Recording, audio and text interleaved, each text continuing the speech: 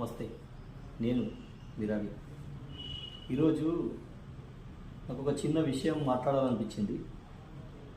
AR Rahman గారు, ఎందుకంటే అతను చాలామంది అభిమానించే వాళ్ళు ఉంటారు. నేను కూడా ఒక అభిమాని.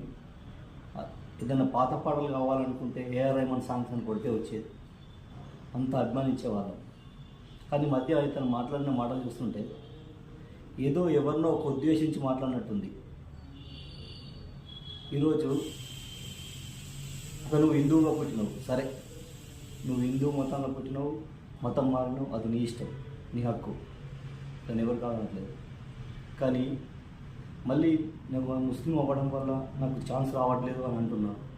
అది ఎంతవరకు కరెక్ట్? ఓహో, ఒకప్పుడు అక్కడ బాలీవుడ్లో ముస్లిం వాళ్ళు ఎక్కువ నడిచేవి కాబట్టి అప్పుడు ఛాన్సులు వచ్చాయి, మతం మారినావు. ఓహో, ఇప్పుడు ముస్లిం కాబట్టి మా ఛాన్సులు రావట్లేదు, అయితే మరి హిందువుగా మారు.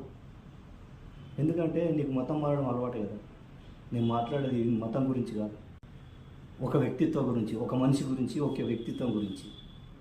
ఇలా మీరు మాట్లాడుకుంటూ పోతే మీరు మాట్లాడే మాటలు కలిసి ఉన్న అందరిలో ఎలాంటి చిచ్చురు రేపడానికి చేస్తున్నట్టుంది.